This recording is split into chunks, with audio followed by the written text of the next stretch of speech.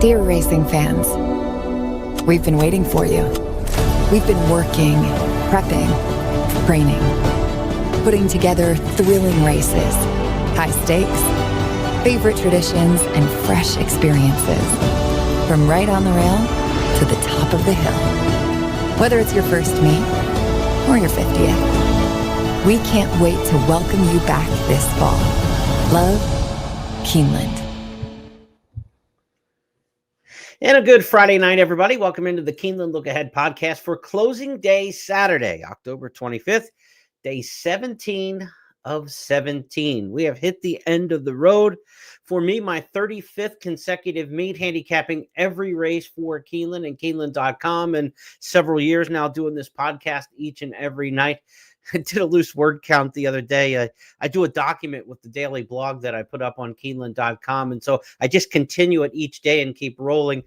More than 25,000 words this meet written about Keeneland, and project that over the last 35 meet. That's 850,000 approximately words written about Keeneland over the last 17, 18 years.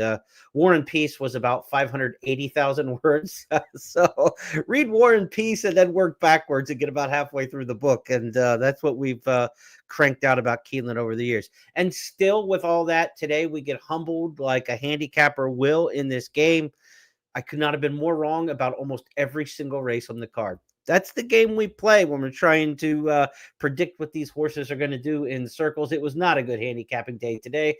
We've been handicapping pretty well over the past couple of days and had a good feel for it today. Just nothing at all for me went right. But the great thing about it is that's why the good Lord invented the next race. We're going to get after it for the final 10 races on the card, or the meet coming up on the card for Saturday. But before we get to that, a couple items to let you know. Fast and firm conditions are in the forecast for Saturday at Keeneland. Temps in the 50s for day 17. We do have a carryover. Everything must go on closing day of the meet. A carryover in the Super High Five, the last race on the card, $23,280. So Toyota Super High Five carryover in that finale in race number 10. We'll tell you all about the card that includes 3 stakes races coming up in just a bit. Little review of what we saw on the track and to the meet at this point today. Congratulations in order to John Velazquez. Piloted admit the victory in the Valley View Stakes. It's the 7th win in stakes company this meet for John Velazquez. Does that sound like an incredible number? It should. It ties Pat Day's all-time record for a single season at Keeneland in a single meet for most stakes victories.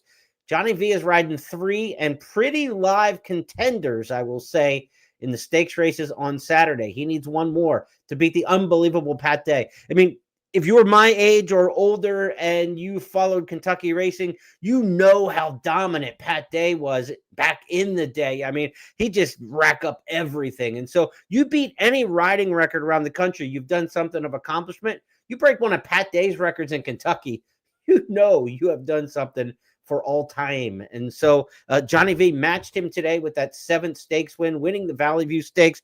The Valley View continues to be a pitfall for handicappers. We told you going into it, favorites had lost the race 17 years in a row. Make it 18, $20 winner, therefore admit another one, just a big price. Johnny V's got 12 wins at the meet. 7 of them have come in stakes races. So he's right around my age. I think he's a year younger than I am, and he's still doing it. I can't imagine ever being on a horseback, but much less doing it at our age as we are in our 50s now. So congratulations again, John Velazquez. What a meet he is having. As for the Myrtlewood Stakes today, Ian Wilkes, second-time starter, looks like a real prospect. A fine Chardonnay, now 2 for 2 after a big rallying victory in the career debut coming up the rail at Churchill, rallied on the outside and won the Myrtlewood Stakes and beat a good-looking group in there. So a good performance by a fine Chardonnay, a very patient trainer in Ian Wilkes that you expect with a 2-year-old to they're going to get better as they go. And so for a fine Chardonnay to be as good as he is right now, very exciting prospect going into the fall and winter for that one, a winner of the Myrtlewood Stakes today. As for the jockeys on the Friday card, 2 wins for Tyler Gaffalione, Jose Ortiz, and Flavian Pratt. So 3 different riders doubled up. As for the jockey standings, though, they look pretty much on ice right now. Irad Ortiz, 23 wins for the meet, 7 more than Tyler Gaffalione. So 7-win lead for Irad Ortiz. He will get the leading rider title.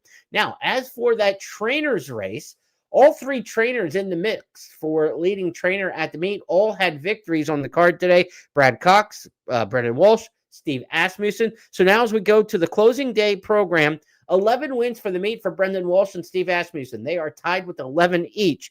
Walsh has 5 starters on the card, Asmussen 3. Maybe advantage to Walsh just in numbers.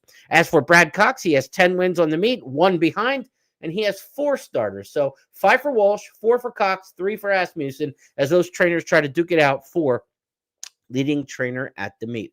Got a couple horses running back second time at the meet that I think are kind of live here on this final program. We've only had 2 what I call run back winners at the meet. Horses running back second time. Vicky Oliver had one during week 3. It came back quickly. And then yesterday, Steve Asmussen's winner was a run back horse who had run a couple weeks ago at the meet. So only 2 of them. I mean, generally we see 4, 5, 6 of those during a closing week.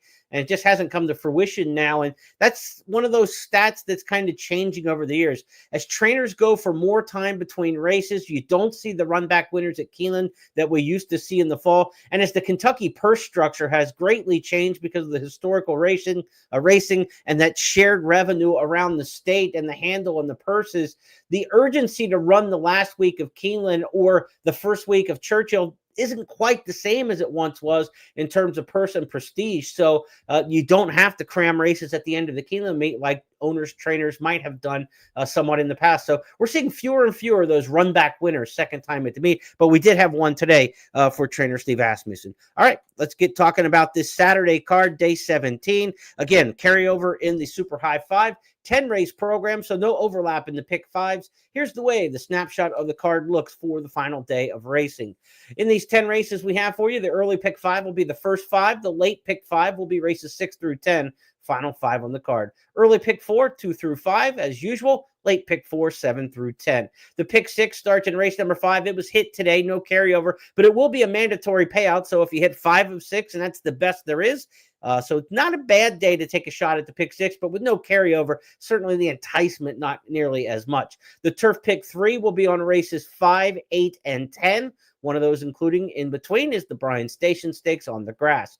Key plays for me are going to be on races 5, 9, and 10. We'll make you stick around to the end of the meet. There's some plays earlier on the program I'm a little less confident about, but I've got some later in the day that I'm really kind of interested in. And as you can see, like a late pick 5 that has 2 key plays on it makes me feel a little bit better, maybe about playing the multi-race wagers towards the back half of the card. Again, Toyota Super High 5 in race number 10, that carryover, $23,280. Stakes features the Bowman Mill for the 2-year-old sprinters, the Bryan Station for the 3-year-olds on the turf, and the Fayette Stakes for the older horses in the handicap division on the main track at 1 1/8 miles. And the Fayette Stakes has a very interesting runner, not only the defending champ in that race, but he's also this year's Dubai World Cup winner. It's nice to see Hit Show back at Keeneland. A couple years ago, Hit Show's 5 now, but 3 years ago as a 2-year-old, he was a very promising maiden winner here during the fall meet. Maybe it was an allowance race. Memory slips a little, but I know he won on an undercard and kind of set himself up as maybe a 3-year-old to kind of watch in the Triple Crown season the next year. So Hit Show through and through has been Keeneland since the beginning, if you will, from his 2-year-old season to last year at 4, winning the Fayette, and back here at age 5. So great to see him back in action. Let's get handicapping, shall we? Let's go to the handicapper selectors box. You can download and print this at Keeneland.com. Look for the handicappers consensus, and that's where you can find it. We're going to start off in race number 1 with number 3, Romantic Dancer, as our top choice in here. This one's going to stretch out from a sprint to a route, but a horse for course for sure. Rick Dutrow trains this one, who has 2 starts at Keeneland, 2 victories. One of those came in a maiden claiming race back in October of 2024 during the fall meet, and now runs back second time at the meet after winning in allowance non-winners, or claiming non-winners of 2 last time out back on October 17th. I said I like some of these run back second time at the meet on this particular program, and we're going to start off with one in here. Again, Romantic Dancer, 2 for 2 on the stretch out, in good form. Not much speed from the 1 in here. Maybe the 2 Oratium shows a little bit of pace, but the 4 on the outside of that runner has no speed at all. The 5, the 6 may show a little bit of pace. pace. This doesn't look like a race with an overwhelming amount of gas in here. So I like the 3 in here, Romantic Dancer with a good post. The obvious horse to beat in here, coming off a win in Starter Allowance Company, is Colonial Rose for Norm Cassie. Norm's looking to get over the hump here at the meet. I thought he's had some live-looking horses on paper that haven't fired to this point. Jose Ortiz will ride Colonial Rose. Should be up near in the tempo, but not necessarily on the lead. So what I like about the post position difference is here at a mile and a 16th, short run to the first turn, short run to the wire using the 16th pole finish line. A little bit of inside pace from Romantic Dancer. Has an advantage over outside pace in Colonial Rose. Give me the 3:10 in race number 1. And I don't know, maybe you could use the 9 Savannah Maria, horse who's run well over the track in the past. But the layoffs since May, look, a lot of horses win off layoffs in today's day and age. They're not automatic tosses like they might once have been. And if you look at this horse from November to April off the layoff, won right here at the meet at Keeneland in the past. So I think the 9's one you want to kind of get in your mix as well. 3, 10, and 9. I think you could go 3 deep in here in the multi-race wagers, and you wouldn't get a big argument from me. As for the other handicappers in here, number 2, Oratorium is the pick for Scott, and Mercy Warren is the top choice in here for Kim. That was the other one I had, 3, 10, 9, 6. If you're getting a little bit deeper in there, Mercy Warren for Joe Sharp. Sharp hasn't had the kind of meet I thought he would either, because he's had some horses in pretty live spots, but Mercy Warren does come off a race against similar class, going 7/8 of a mile earlier in the meet, and another one who's going to try to run back with good form over the racetrack. So good options, couple different ways to twist and turn in this one, but with a morning line price, on our top choice in here, that seems fair, and 6-1 range on Romantic Dancer. I'll take my shot with that one in the opener. That kicks off the early pick 5 in a race where I think you want to get some coverage. So let's go next to race number 2 on the cards, Saturday's second race, a 1.125 turf race for the 2-year-olds on the grass.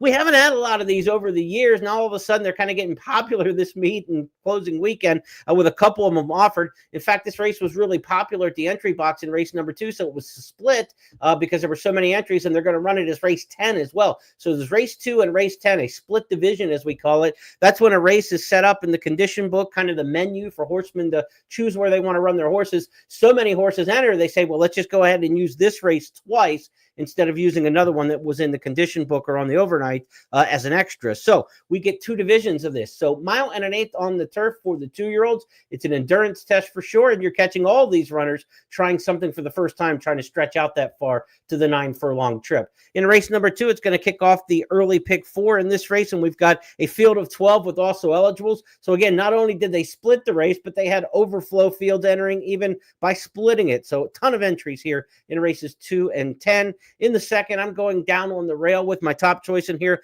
Burden of Dreams. I contemplated maybe taking a look at this one as a potential key play on the card, and Burden of Dreams gets gelded since the last start in September by Divisadero. This horse has 2 career starts on the turf at Horseshoe, Indianapolis. Both times ran pretty well, 2nd and 4th in those races. The last time out, Burden of Dreams ran behind a horse named Signatory Man. That was a Brendan Walsh Saratoga shipper who went wire to wire in that race. So Burden of Dreams, you see the running line, 2nd, 3rd, 4th, was trying to chase a Brendan Walsh shipper from Saratoga. So it wasn't your typical Horseshoe Indianapolis kind of race in there. So I think it's going to match up favorably here in terms of how this horse might handle the competition. The distance will be a little bit of a question for sure, stretching out after not being able to sustain the tempo last time out against a decent rival. Divisadero hasn't had many starters on the Keeneland turf, but those who have started have run well. So I'm kind of looking at this as maybe a little sneaky play on the connections. People are not going to bet Sheehy and McKeever here at Keeneland. I think we're going to get a price 12-1 in the morning line. Number 1, Burden of Dreams, of the choice in here for me. But if you look across the way, 4 handicappers, 4 different horses picked on top. I've got the 1, Scott's got the 3, Tom's got the 6. And to the outside, it's number 11 for Kim, Massachusetts. I've got it 1, 10, 8, 9. So you don't hear a lot of 10, 8s and 9s amongst that mix as well when you're talking about the other handicappers. So this is a race that there is not a lot of consensus to. Number 2, Maggie's on top, how was that? McGinnis on Tap, I guess. McGinnis on Tap is the 10 in here. Coming off a second place finish for Walsh and Gaffleone at Kentucky Downs. Horse has been beaten favorite twice already, though. So, you can look at this horse as a 5-2 morning line favorite and say probably most likely winner in the race. But also, you had your shots twice as the favorite, beaten favorite slightly in both of those races while running decently. One at Ellis, one at Kentucky Downs, so you can't blame the track per se. McGinnis on Tap by Omaha Beach, who's had a really good meet. Sire Omaha Beach has had, I believe, 6 winners at this current Keeneland meet, 5 of them on the main track, but has had a turf winner as well. That all of the horses by Omaha Beach seem to be running pretty well here. 1, 10, 8, and 9, the way I'm lining it up. And as you can see, there are other options in here based from the other handicappers. Another race, and you'll see that's why some of my key plays are later in the day. This is a race where I think you can kind of spread your wings a bit. We move next to the third on the card. Race number 3 is short field here. These are third-level allowance runners, non-winners of 3 other than. These are the fillies version of what we saw today at Keeneland. This is a 1.16 allowance. We had that third-level allowance race today at Keeneland. If you didn't see it, Chunk of Gold, alumnus of the Kentucky Derby and West Virginia Derby winner Chunk of Gold, had a nice, impressive front-running victory today for Ethan West. And you got to think with Chunk of Gold, if they're not putting him away for the rest of the year, Clark Handicap maybe out of that race. Maybe he'll go to Churchill and try that. Really impressive effort today from Chunk of Gold, the 3-year-old against Elders in the same kind of race. It's a non-winners of 3 other than allowance. We don't get a lot of these at Keeneland at this third level. And so a field of 6 in here. Again, these are the fillies and mares version of what we saw today with the Colts on the card. In this race, there's really kind of 2 ways it probably shakes out. Number 6, Our Pretty Woman's a solid favorite in here at even money. Steve Asmussen trying to get that training title. We haven't talked about him yet on this particular card. This is one of Asmussen's, 3 entrants on the program. Our Pretty Woman, even money under Luis Saez, comes out of the Locust Grove handicap. Has never raced over the track here at Keeneland, but by Medaglia d'Oro out of a Spikestown mare. This is a classy individual, cost $900,000, and she's run well at higher levels. Grade 2, grade 3 kind of competitor. She was second in the Fairgrounds Oaks as a 3-year-old. Now at the tail end of her 4-year-old season. A little bit question finishing on the back end of her races. She loses a little bit of ground from that last call at the 16th pole. As you look at the past performances, look at that last call and the next to last call. The finish call and that next to last call. She kind of loses ground a little bit in those races. So if she's not in front late in the race, will she finish the deal? That's a little bit of a question. Low Country Magic, the 5, I think, is probably going to make the lead in this race, and Our Pretty Woman will be in chase mode. Has got to get by that one first. Low Country Magic is a filly who's 2 for 2 at Keeneland in terms of landing in the exacta. 1 win, 1 second from those races. Number 3, Chilled is the one I ended up with in here. This is another run back. Again, we say we don't see many of these horses running back twice at the meet, but Vicky Oliver trains number 3, Chilled. And as we said at the top of the show, this has happened twice so far this meet where a horse running back second time at the meet is won. Vicky Oliver was one of those 2 trainers able to do so. Steve Asmussen, again, was the other, picking up the second win here on Friday. So Chilled is going to be my choice, dropping out of the Spinster Stakes. She was a bit overmatched in there, obviously, in a field of 5, ran last at 47-1. Gin, Nitrogen, they're heading off to the Breeders' Cup Distaff. Scylla, I believe, cutting back to go in the Breeders' Cup Filly and Mare Sprint. So 3 Breeders' Cup runners were ahead of her that day. She's back in against more likable company, if you will, and I think she's going to fit well in here. Johnny V riding like his hair's on fire, so I give Chilled the real chance in here. And look back at the spring meet. Chilled ran twice during the April 2025 meet here at Keeneland. Won the first time out, was disqualified from that race for lugging out. Ran back the second time and ran equally well. A good second place finish on the return effort. Chilled is a horse who can run back on the short rest. We saw it on shorter rest in the past. So this can be repeated, in terms of the form. So I gave number 3, Chilled, the shot in here at 6-1. Again, the most likely winner is probably the 1 or the 6 in here, Our Pretty Woman. But again, if she doesn't get the lead, she hasn't been necessarily a knockout puncher. So we're kind of hoping in here that Low Country Magic does the dirty work and makes Our Pretty Woman work hard for it. If that's the case, maybe Johnny V and Chilled get the last laugh. Give me 3, 6, and 1. I contemplating making this a key play of the day, but there's a lot of respect for Our Pretty Woman in here in terms of the class. And so she's going to be difficult to beat beat. But I would not go any deeper than 2 deep in here. 3 and 6. The only 2 I would use in the multi-race wagers. But if you get that 6-1 morning line, there is no shame at all in taking a shot in here with Chilled.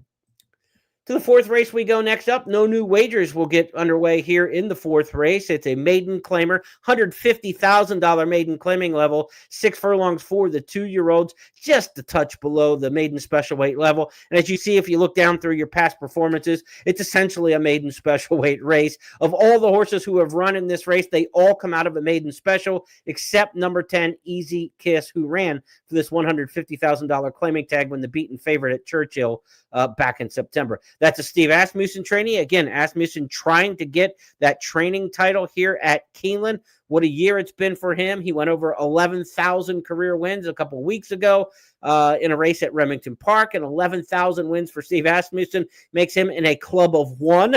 Nobody else has come close to winning 11,000, and he's on his way towards that next milestone. Asmussen could get the training title here at Keeneland with a big day on Saturday. One of his chances, number 10, Easy Kiss in this particular spot. But I didn't go with Easy Kiss on top. I used the 10, but I'm going to go with number 9 in here as my top choice. Let's Chance It. Let's Chance It is 15-1 in the morning line. This is the horse who comes off a 5th place finish in a good maiden special weight race last time out at Churchill. Pryor had a couple good seconds for Aaron West at Horseshoe Indianapolis. Good workout here, 47-1, breezing on October 13th to tune up for this race. Now, I will say, when I picked Let's Chance It, one of the reasons I liked the horse quite a bit was the press and fade in the race last time out behind a horse named Counting Stars. I was absolutely convinced that Counting Stars was really, really good, to the point that that was my best bet on the card today in the Myrtlewood Stakes. She didn't run good. She ran terrible. So that kind of takes my enthusiasm away from Let's Chance It a bit. I make my handicapping and I do all my work a couple days in advance, but I don't lock down on who my key plays are until we're getting very close to podcast time here, and when I come out and deliver it to you, because I want to see how things have shaken out, any adjustments I might want to make. I never want to kind of go and tell you I'm all in on a horse or a situation and not be. So I was considering making Let's Chance It one of my key plays on the card, and then the performance today was just dreadful from Counting Stars. Now, maybe we're comparing apples and oranges with that. Maybe that Counting Stars just didn't come out of that race very well, and that's why she ran so poor today. Maybe she's not nearly as good as I thought she was, and that would make Let's Chance It probably less attractive in this particular spot. I still got the runner on top, but would I hang my hat in single? I would have felt a heck of a lot better if Counting Stars would have came back today and ran off the screen and looked great in the Myrtlewood Stakes. But she did not. She looked just the opposite. So Let's Chance It, still a pick, but very tepid. Let's make sure we get a price on this particular runner in the morning line at 15-1. Maybe still a long shot play, but not one that I'm going to dive in with both hands. I've got 9, 10, 6, and 8 all under consideration here in race number 4. Let's see what the other handicappers have lined up for you. Number 6, Bad Audie. The 6 is the top choice for Scott. The 9, Let's Chance It for me. The 5, Gracie's Delight. The 11, Bella Street. Those are the top picks for Tom and Kim, respectively. So 4 handicappers, 4 different picks on top. Again, I went 9, 10, 6, and 8. I don't have the 5 or the 11 amongst those 4. That kind of tells you what we're looking at in this particular spot. The 5, Gracie's Delight, is Wesley Ward, Frankie Dettori, off since July. Certainly you would expect some speed from this one coming back fresh, but the blinkers come off. I would expect off a bullet workout that Dettori will probably be in send mode. I would expect the 5 to show plenty of speed in here. Kim's pick, number 11, Bella Street, for trainer Matt Sims, who's had a win or so here at the meet with limited starters. First timer there with a bullet workout from the gate October 1st here at Keeneland. What else do we have in this particular race of note? Look, I just don't have, as good a feel for this race after what happened today as I did going into it. Tommy Drury's going to debut number 7, Traject. Drury was the trainer of the stakes winner today, the Valley View winner admits. So that barn got its first win of the meet with that one, and always good percentage with the first-time starters with Drury. It hits over 23% with rookies. So Traject, the 8, the 4th choice I've got in this spot. 9, 10, 6, and 8. Get some spread coverage in here. And again, race 1 looks like you need a few. Race 2 looks like you need a few. Definitely you can, I think, narrow race number 3 down to the 3 and the 6. A lot of people are going to single the 6. I think the bold move would be to single the 3. in there, and then try to get some more coverage here in race number 4. So let's move ahead to race number 5, and race number 5 is going to kick off the final pick 6 of the meet here at Keeneland. The Keeneland Turf pick 3 also begins in this race, and this is the first of my 3 key plays on the card. So while we were spreading in some of those other races, maybe we can just lock down here. If we spread in 1, 2, and 4 and go too deep in race number 3, how about a potential single in this spot at 8-1 in the morning line? That might get us home. The winner here for me is going to be number 7, Operation Torch. 8-1 in the morning line, but as you look at the other public handicappers in here, it doesn't feel like an 8-1 proposition. Scott's got him on top. I've got him on top, and also the top pick in here for Kim. So Tom's got the horse pick second. We're not getting 8-1 if that's the case. If we all look at the race all the same way, the public's going to follow in some respects into that same sort of camp in here. Number 9, Mount Horeb is the 5-2 morning line favorite in this spot. Brendan Walsh, Tyler Gaffleone teaming up there. Again, Walsh has a chance. He's got, 5 on the card today? Probably the best chance to win the training title. Comes in tied with Steve Asmussen on the program for the final program, 1 ahead of Brad Cox. And this is one of the better chances, probably Mount Oreb in here, number 9, the charge for Brendan Walsh. I've got it 7-9-12, bite and strike for Bill Mott, coming off a nice win at Ellis Park last time out. Mott doesn't run a lot of his good ones at Ellis Park in the summer. They'd be at Saratoga if they were the ones who belong at Saratoga. But this 3-year-old gelding by Liam's Map did improve last time out in August. We'll see coming in fresh under Pratt. I thought against this field matched up fairly nicely. Keep an eye on the also eligibles in here because the 16 really interests me in here. Hiding in Honduras for Jonathan Thomas. Debut winner at Presque Isle. Like the pedigree here. Like a lot about this horse coming here and trying the turf here at Keeneland. So Hiding in Honduras, the 16 would be one I would consider if they draw in. But for me, it's Operation Torch. Why do I like this horse so much? Coming on a second off the layoff situation for trainer Jimmy Toner, the veteran. This horse won the second career start right here over this turf course. Second start of the form cycle. We're repeating that. Again, if you go back to the career debut at Gulfstream, then second start of the form cycle was a 1.125 turf win right here at Keeneland. And then you look at the second time coming second off the layoff. In the 2024 debut in May, ran a good second, came back and ran a third and ran almost the identical number. There was no drop-off whatsoever from the first to the second start. In the career debut, the horse got better in the second career start. So I think second off the layoff is a very good third-time form cycle here for the Jimmy Toner trainee, making the second start of 2025. Operation Torch going to be my key play here.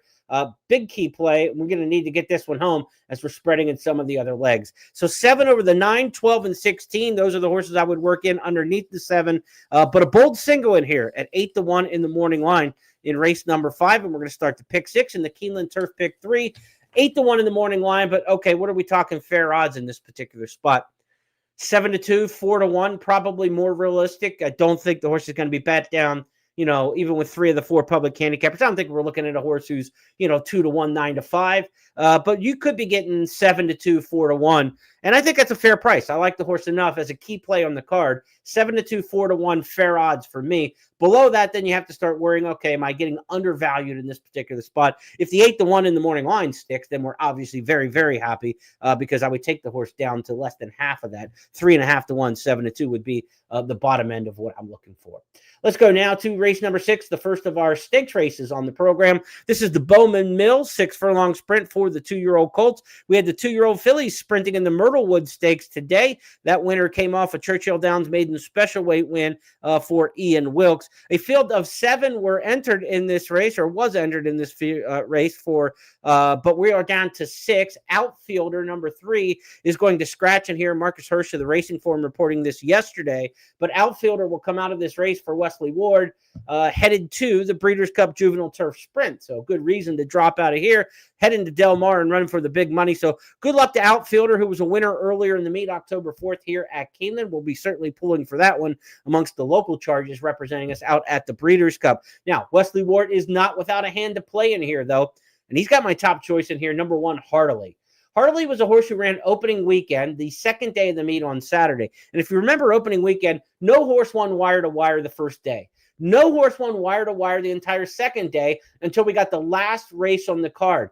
and heartily ran off the screen down the stretch and really was impressive over a track that wasn't flattering that kind of running style. Let's go back and take a look at Hartley's victory earlier in the meet. This is the second day of the meet, the final race in the card, and boy, does he finish strong. Hartley is the leader by a length and a half. Telecaster gives chase in second by a length. Helmet of Will third, trying to scoot up the inside with a quarter mile to go, but has to catch Hartley. And now Helmet of Will switches off the rail, comes up to the outside to challenge. Steel Golden is running late. Boonesboro, Circle Me. Steel Golden coming down the center of the track. 7 lengths behind the lead, though, of Hartley. And Hartley in front by a 6-length margin at the 16th pole. It is Hartley for John Velasquez, his 5th win on this card. Late run from Liberty Valance to challenge at the wire for second, but no catching Hartley. That was one of 5 wins that day for John Velasquez on false start Saturday. He's had 12 for the meet and 7 of them mistakes that we talked about. This could be the one. If Hartley wins, that would be the 8th stakes win in the meet for John Velasquez, breaking Pat Day's record. As we said, he tied Pat Day's record today for most stakes win in a meet ever at Keeneland. They've been running here since the mid-1930s. So 90 years of Keeneland racing. Nobody's won more stakes races in a meet than John Velasquez and Pat Day. I think the Day record dated back to 1998, so more than a quarter century ago. Hartley, the horse for me, I think that's going to try to take him wire to wire from the inside off of that really good effort. 5 challengers in this race include Spun DMC. That horse is the morning line favorite set by Nick Tamero. 9-5 in the morning line for trainer Randy Morse, coming off a fast win at Churchill Downs in 109 and change. But there have been handicappers chasing horses out of this Spun DMC race all meet at Keeneland. Everybody thought the race was a live wire. I think we had 1 winner out of it, but several that were overbet and did not come back and fire.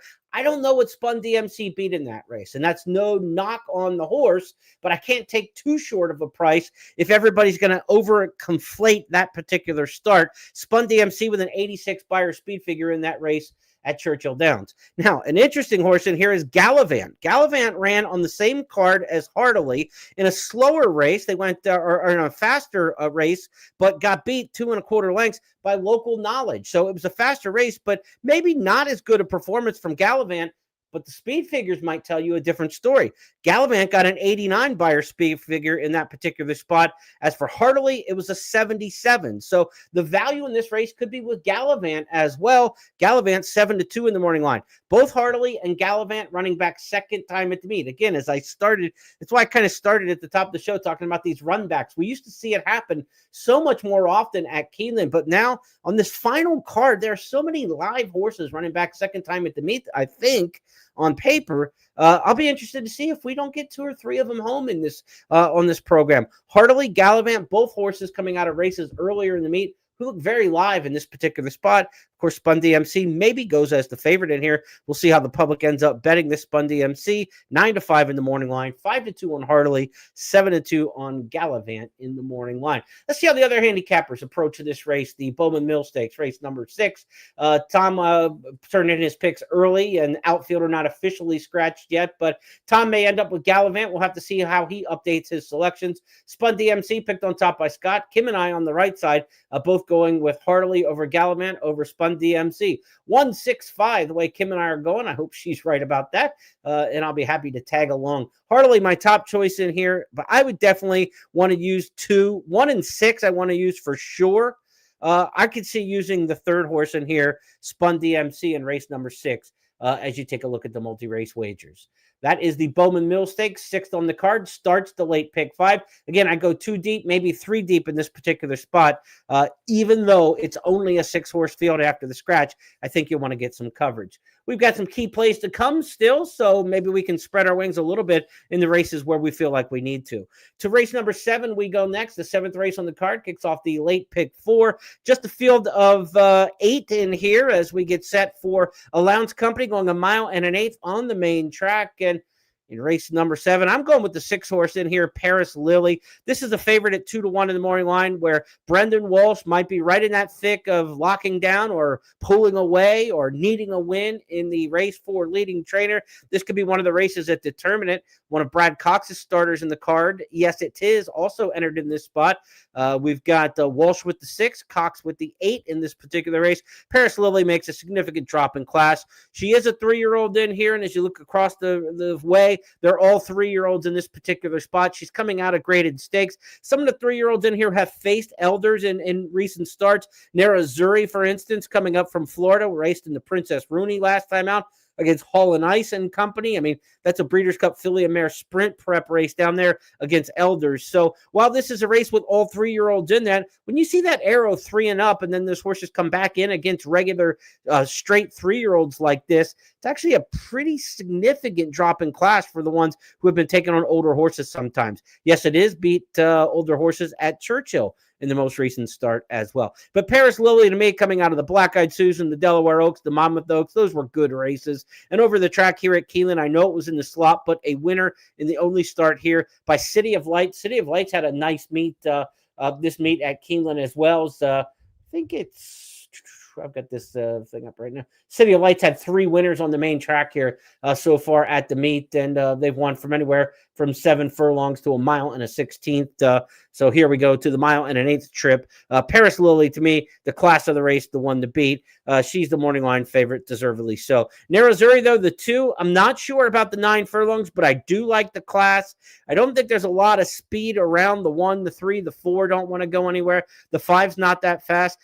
Nor is the outside 2. So to me, it's Nerazzurri and Paris Lily kind of controlling the pace throughout here. And sometimes you get that in these races at a mile and an 1/8 where nobody wants to go cooking out of there, and they're going to kind of go milk it around and go slow around the track. Other factor in here is both Ortiz brothers ride the 2 speed horses. And anybody who's watched those 2 ride against each other over the years knows they don't do it at the other's detriment. You know, I don't think they're going to go attack each other in this particular spot. When they have the 2 lone speed horses, I think they're going to take care of each other and let the best one win from the head of the stretch in, but they're not going to go running off in crazy fractions if they can resist that. If the horse will allow them and relax, the Ortiz brothers are not going to go after each other in a big pace duel. I just don't see that happening very often. So 6 Paris Lily, the 2 Nerazzurri. I think those 2 kind of control the pace throughout in here. I've got it 6 and 2. Now, Scott's also got the 6 on top. Yes, it is. Top choice in here for Tom.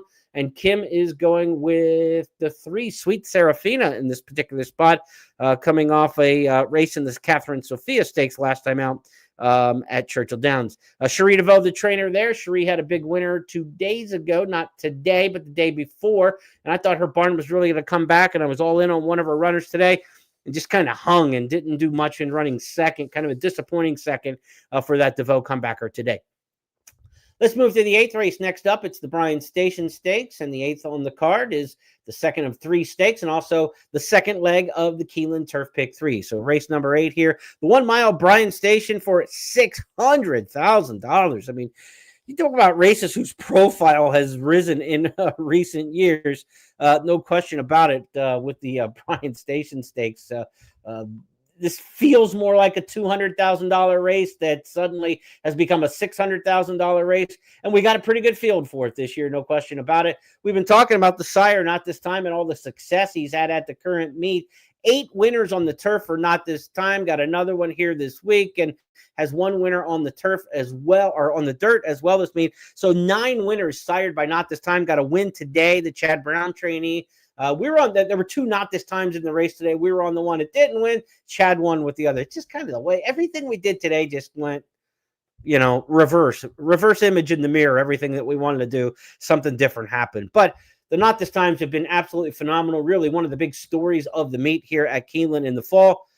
Problem is, in this 12-horse field of the Bryan Station, there are 7 Not This Times running in this stakes race. Unbelievable to have any stakes, a graded stakes for $600,000 at that, where 7 of the entrants are all by the same sire. And not a sire like that you walked into the campaign and said, oh, this is clearly a great turf sire, right? It's not like we're going back to, this isn't, Johar or some Breeders' Cup turf winner. I mean, Not This Time has gotten horses on either surface. Of course, Not This Time is a son of Giants Causeway, and Giants Causeway is the kind of turf sire that you would expect to throw out big numbers in a stakes race, but even 7 would be amazing for Giants Causeway.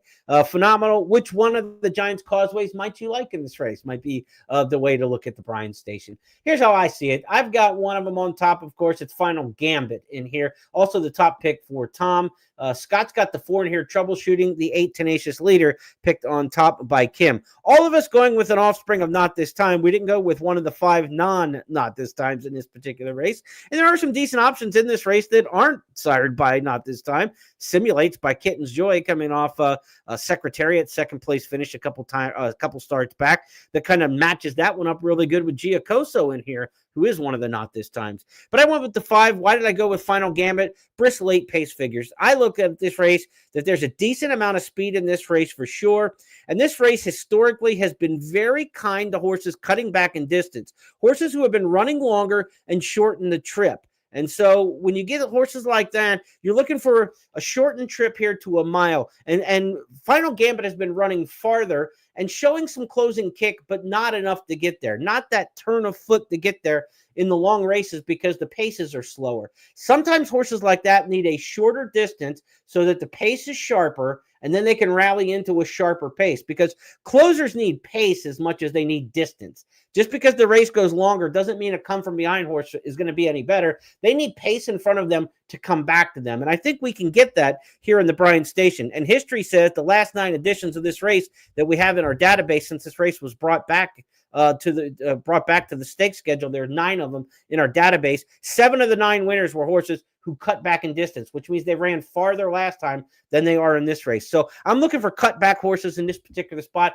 Final Gambit has tremendous brisk late pace figures. That's a number I really trust. In races where I'm looking for finishers, I want to consult the brisk PPs as often as I can to see which one of these horses might have the best late pace figure. It's a Final Gambit in this particular spot, so he's my pick.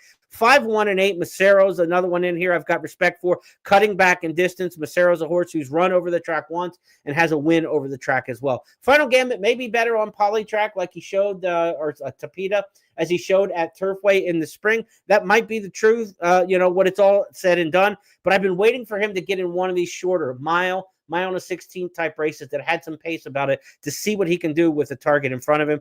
Brad Cox, he's going for that training title. This is one of his options on the program. We'll see if he can get it done in here. Final Gambit going to be my choice in here in the Bryan Station Stakes. Again, as for the other handicappers in the Bryan Station, Tenacious Leader, top pick on top for Kim. And Scott's going with the 4 in here, Troubleshooting. I've got it 5, 1, and 8. I would certainly consider using all 3 of them.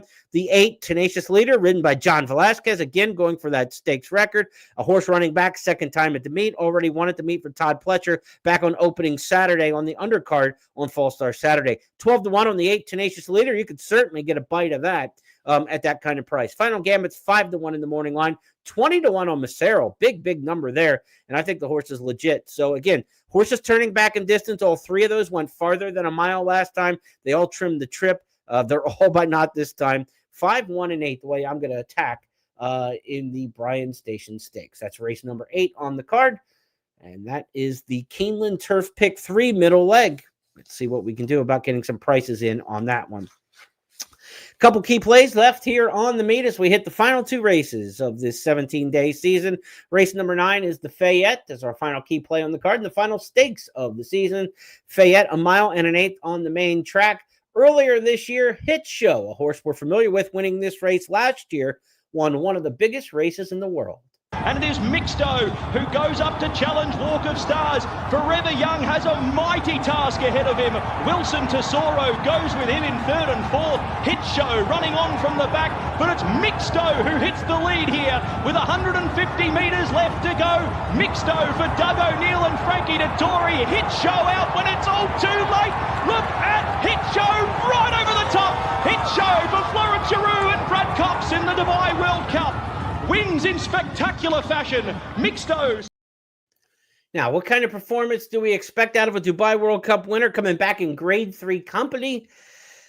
You might expect him to be in the Breeders' Cup Classic, right? And running for $7 million in a week's time. But trainer Brad Cox not sending Hit Show against the big boys after running fourth to Mystic Dan in the Lucas Classic. Maybe they could have considered cutting back to the Breeders' Cup Dirt Mile. Not there as well. So here they are in the Fayette Stakes running for $350,000 after a campaign where they've already earned $7.2 million. Hit Show certainly the name in the field, no question about it. He's got the credentials over the racetrack. He gets Irad Ortiz, leading jockey at the meet, to be aboard. There's a lot there, but can he get back to that Fayette form that he had last year? He's kind of been up and down this year. He won the West Virginia Governor's Stakes. Wasn't a particularly strong edition of that race on the West Virginia Derby Day undercard. He wasn't a factor against top-class horses in the Stephen Foster. So since that Dubai World Cup, he hasn't really shaking it up. And also, we haven't seen a horse win back-to-back in the Fayette since 1969, 70, and 71. If you guessed Royal Harmony, you're even better at trivia than I am, but it's been a long time since we've seen a repeat winner in the Fayette Stakes. It's not a very confident move to me for Hit Show to be in this spot. Again, a horse who's made $7 million this year. If he was doing great, you would expect him to be somewhere in the Breeders' Cup. Maybe they're being more realistic and know he doesn't fit there. And why go out to California to run ninth in a very tough Breeders' Cup Classic? I get that, but that doesn't mean we don't have options in this particular race, and I don't want to concede this race to Hit Show. So while he's the name in the field, I think there's some better options in here from a gambling standpoint. I'll consider him. I would use him as the fifth best option maybe in this race. Price-wise, we'll have to see what the public does. Bracket Buster is the morning line favorite, coming off a nice win in the Oklahoma Derby last time. He's a horse who's kind of progressive here a little bit later in the year. We saw him in the Lexington Stakes run second back in the spring meet for Vicky Oliver. That last race at Remington Park, he was really in charge of that throughout. Heavily favored in that race, and coming off the Travers second place finish, 10 lengths behind Sovereignty, he really stood out in the Oklahoma Derby. But you get John Velazquez aboard Bracket Buster for Vicky Oliver. Again, Johnny V, he's got three really good stakes mounts on this card. All three are potential live winners, and he needs one to break that record set by Pat Day. I think he'll get it somewhere. I'm not sure if it's this one. I'm hoping it's with Hartley in the Bowman Mill because I've got that one picked on top. But Bracket Buster's certainly a major contender in here. There's a lot of pace in this race, surprisingly, for 9 furlongs on the main. Bracket Buster definitely wants to be up into that mix early on. Dilger wants to show speed in this particular race. Some of the horses to the outside, Prince of Power has speed. Dragoon Guard is very fast for Brad Cox.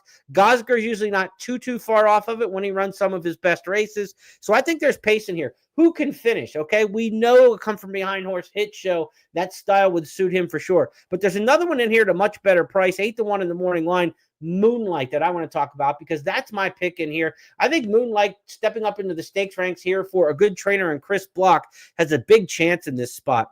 This is a horse who last time out at Churchill won an allowance company. He's won 3 of his last 4 starts dating back to March.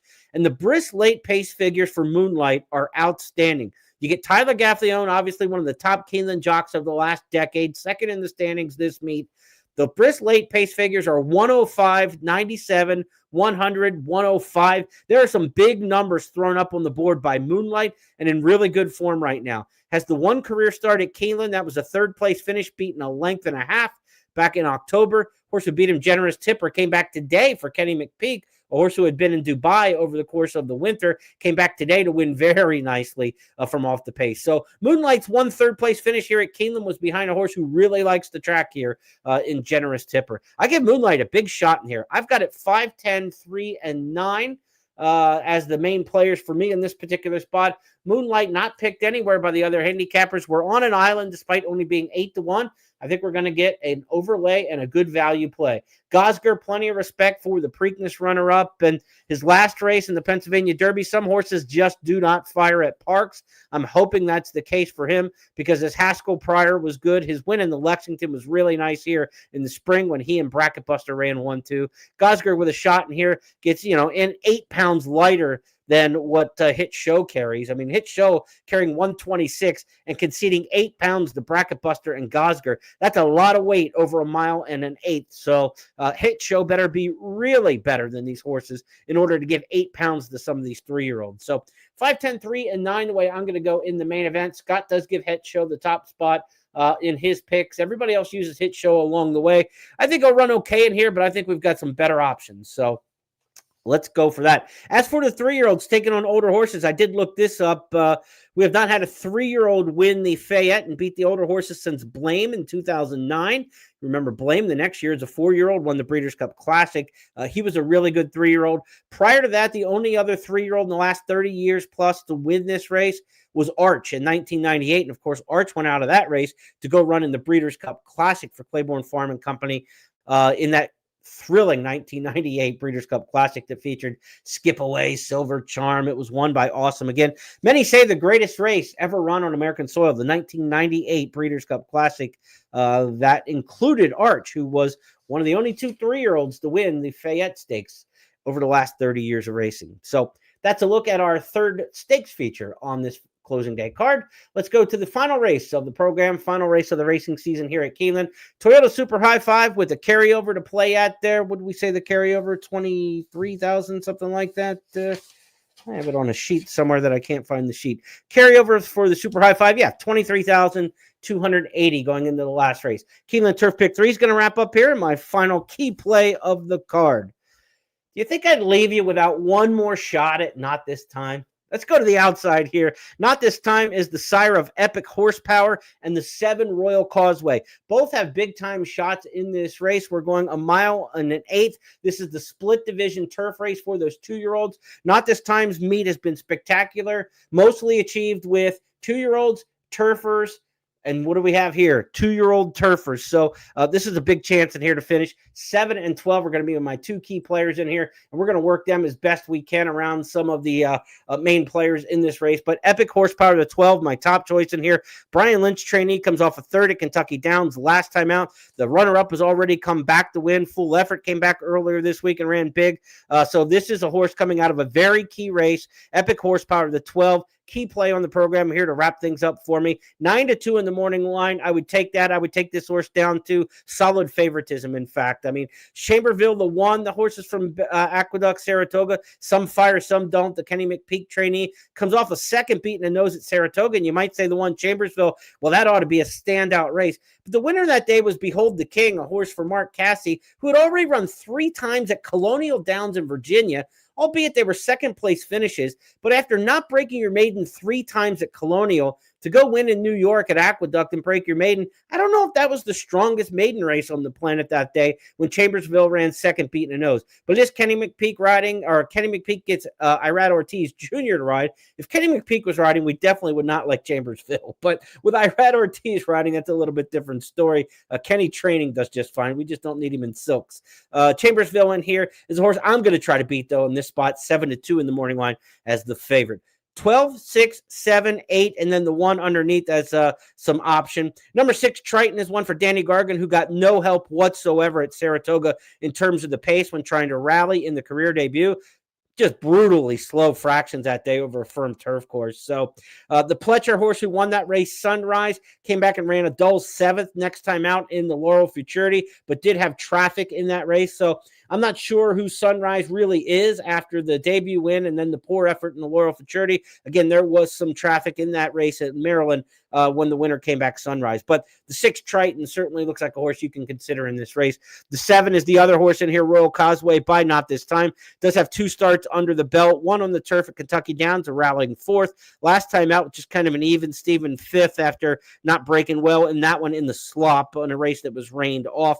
Also had some trouble in that race. So Royal Causeway could certainly bounce back with the return to turf. Mile and an eighth looks very good for this horse based on the past running lines. There doesn't look to be any stamina issues with the Dallas Stewart trainee. So Royal Causeway a consideration here. But give me the 12 over the 6, 7, 8, 1, and I'm going to really try to hook the 12 up in here. Epic Horsepower, to me, the one to go with on the way out for the meet. Last race on the card, we've got 4 handicappers, 4 different horses picked on top, 4, 5, 6, and 12. Nobody taking the 7-2 morning line favorite. So good gambling to be had in the 10th and final race.